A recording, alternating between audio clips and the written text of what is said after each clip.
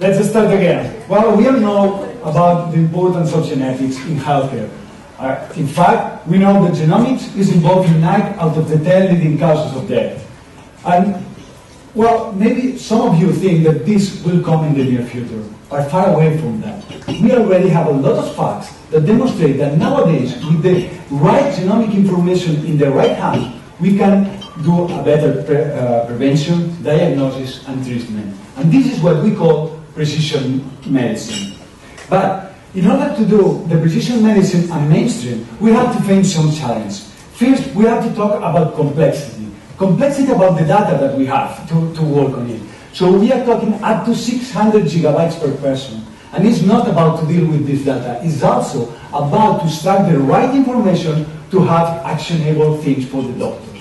That's why the first challenge that we have to do is to connect the labs, the expert doctors with the clinicians, and then to give them the right bioinformatic platforms in order to analyze all this data, extract all the actionable information, and give it to the clinics. But if we do that, and we start to do this kind of efficient way to analyze this data, we have to challenge, then we have another challenge, cost. Nowadays, every time that we want to get some information, we are doing an analysis, and this is really expensive. So, think about it twice. DNA doesn't change during your life. So what makes sense is just the first time that your doctor thinks that this information can be useful for you, let's go to store it in a personal genomic data bank. And then, if we connect it with the platform, the bioinformatic platform, we can reuse this data, store it, use, and reuse it as many times as you want in a really cost-efficient way. So now, we can move from expensive products to integrated value chain services, so doing a really efficient way to do precision medicine. But of course, now we have to another challenge. It's about privacy. Who owns this data bank? Who can access to this data? And this is why we based all our technology in our IRP in security. So we can ensure you that nobody can access to your data without your permission, without your right informed consent. So right now, we have an end-to-end solution to really give you the solution to implement in your institutions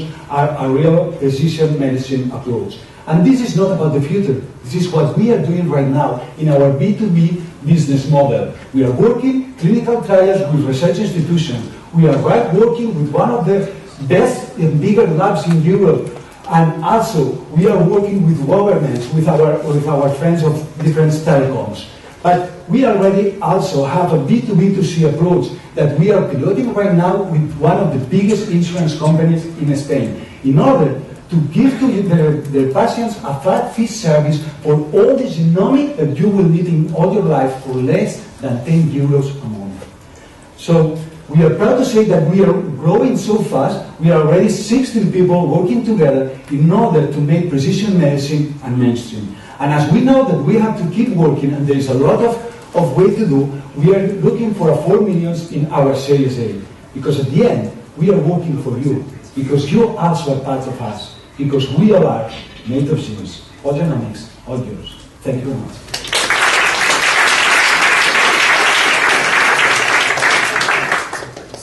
Which is the valuation of the company now, in this round? In this round?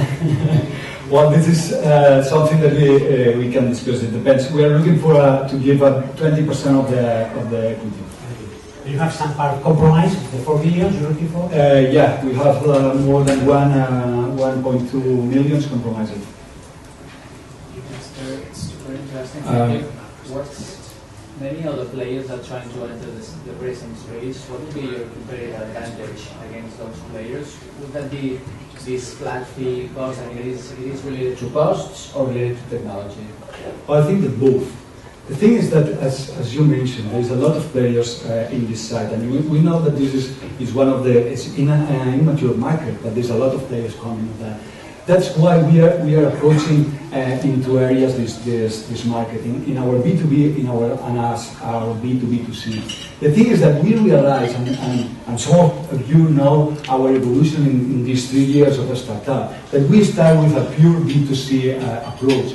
But we realized at the end that B2C for a startup is really difficult to market. So what we realized is that our technology can be applied for a B2B, and this can give us some air in order to see which is going to move the market from a B2B perspective or B2B or B2C approaches. So that is what we are doing both at the same time. Several questions. Are you doing tissue, liquid biopsy? Are you doing large panels? Are you doing bioinformatics only, or are you doing kits, or are you doing full service? Okay. Well, right now we are doing whole exomes and whole genomes in order to start with the sequencing machines. Biopsy, and we know that it's coming, transcriptomic, all the omics are coming, so now it's just the point of the iceberg.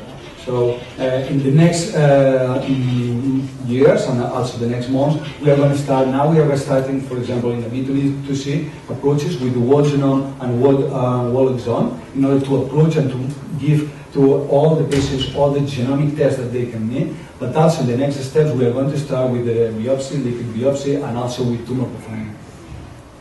But we are almost a bioinformatical company. So we partner with labs and we partner with other companies in order to reach this market. Why do you need to do full genome and not 500 genes, TMB? Well, because this is, for us, this is the different approach. That doesn't mean that you are going to look, and this is the disruptive approach that we really believe. So the thing is that it doesn't make sense. If you see the cost on the market to do 500 genes panels, it's almost the same that the cost that you need a whole exome, not of course about a whole genome, but yes about a whole exome. So why do you want a 600 genes? If you can get the whole exome and just store it, that doesn't mean that I'm going to look at everything. So what we store is just the raw data, because this is not clinical data.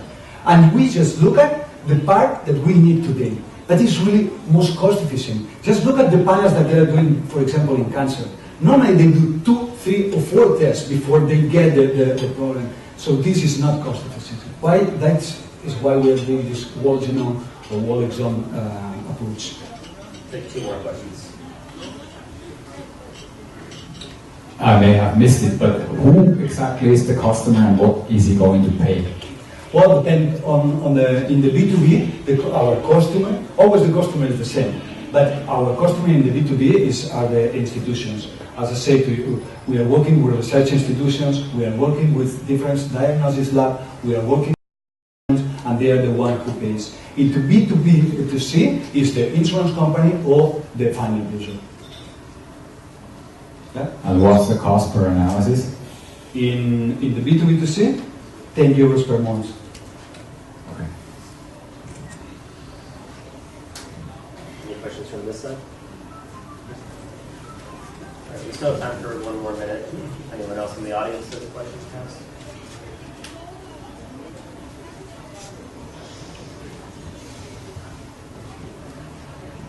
So who do you consider to be your competitors? Who I consider my competitors? Well, just let me change your question a little bit, and then I'll come back to that. So, we are facing this genomic problem as a data management problem. So in fact, which can be our competitors? Any company that really do data management. But all the competitors that you can think that are ours, in fact, can be our partners. So you cannot imagine that, for example, SILA, the first diagnosis laboratory in Europe, will be our partners. Also, we are dealing with companies like Sophia Genetics, we are talking with them, we are talking with companies that they are Nexus, that we think that they can be our partners, because at the end, we don't do analysis. We just give you the tools to do your own analysis. So I think that it's more about to create an ecosystem. We're in a mature market, so what we need is to work together, because the focus of everything has to make grow this market, to make the precision medicine a mainstream thing, not just a premium thing. All right, thank you very much. Thank you.